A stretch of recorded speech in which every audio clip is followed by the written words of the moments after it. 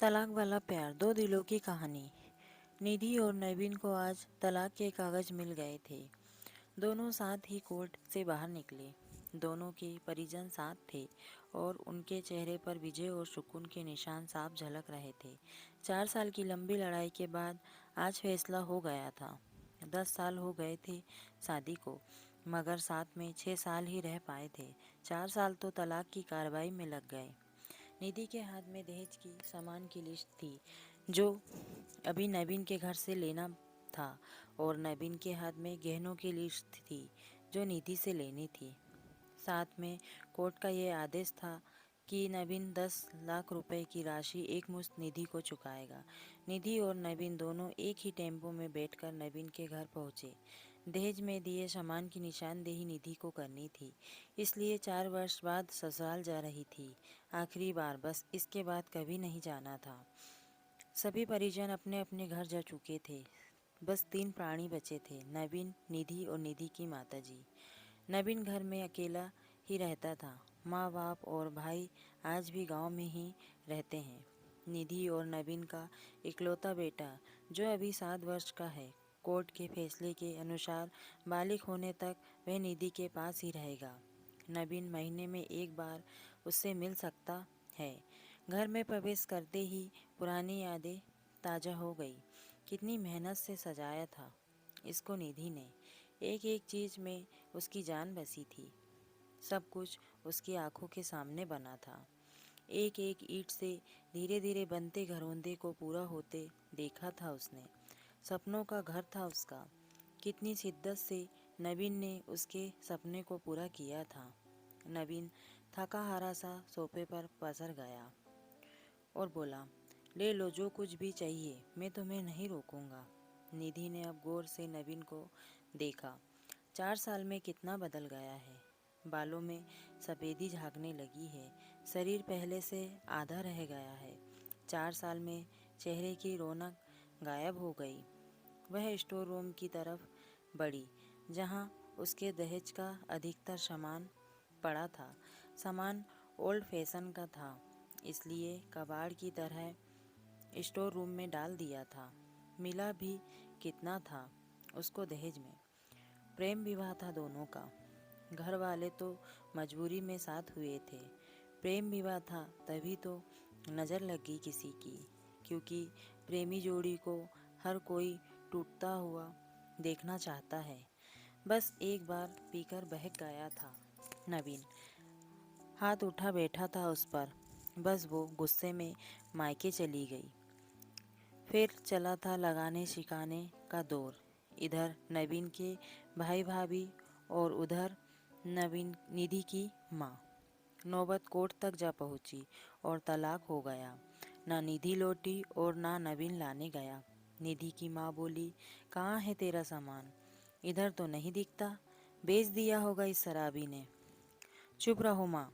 निधि को न जाने क्यों नवीन को मुंह पर शराबी कहना अच्छा नहीं लगा। फिर स्टोर रूम में पड़े सामान को एक एक कर लिस्ट में मिलाया गया। बाकी कमरों में भी लिस्ट का सामान उठा लिया गया। निधि ने सिर्फ अपना सामान लिया, नवीन के सामान को छुआ भी नहीं। फिर निधि ने नवीन को गहनों से भरा बैग पकड़ा दिया। नवीन ने बैग वापस निधि को दे दिया। रख लो, मुझे नहीं चाहिए, काम आएंगे तेरे मुसीबत में। गहनों की कीमत 15 लाख से कम नहीं थी। क्यों? कोर्ट में तो तुम्हारा वकील कितनी दफ़ा गहने गहने चिल्ला रहा था। कोर्ट की बात कोर्ट में ख़त्म हो गई निधि। वह तो मुझे भी दुनिया का सबसे बुरा जानवर और शराबी साबित किया गया है। सुनकर निधि की माँ ने नाक भौं चढ़ाई। नहीं चाहिए, वो 10 लाख भी नहीं चाहिए। क्यों? कहकर नवीन सोफे से खड़ा हो गया। बस यूं ही। निधि ने मुंह फेर लिया। इतनी बड़ी जिंदगी पड़ी है, कैसे काटोगी? ले जाओ, काम आएंगे। इतना कहकर नवीन ने भी मुंह फेर लिया और दूसरे कमरे में चला गया। शायद आंखों में कुछ उमड़ा होगा जिसे छुपाना भी जरूरी था। निधि की माताजी गाड़ी वाले को फ़ोन करने में व्यस्त थी। निधि को मौका मिल गया। वो नवीन के पीछे उस कमरे में चली गई। वो रो रहा था, अजीब सा मुंह बनाकर, जैसे भीतर के सैलाब को दबाने की जिद्दोजहद कर रहा हो।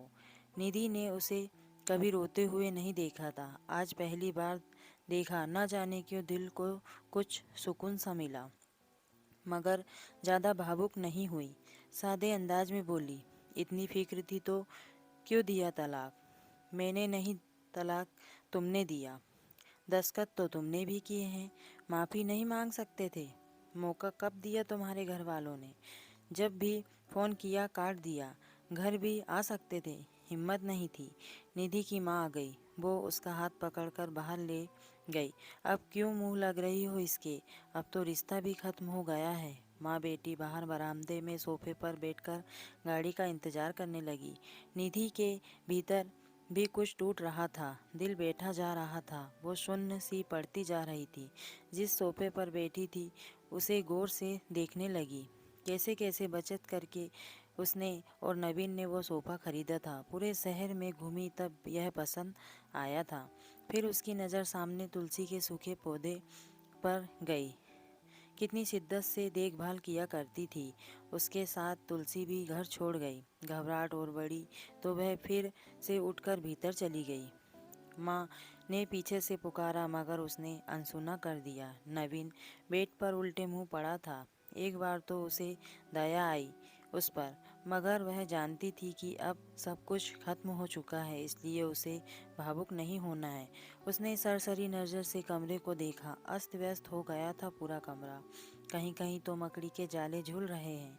कितनी नफरत थी उसे मकड़ी के जालों से। फिर उसकी नज़र चारों ओर लगी उन फोटो पर गई जिसमें वो नवीन से लिपटकर मुस्कुरा रही थी। कितने सुनहरे दिन थे वो।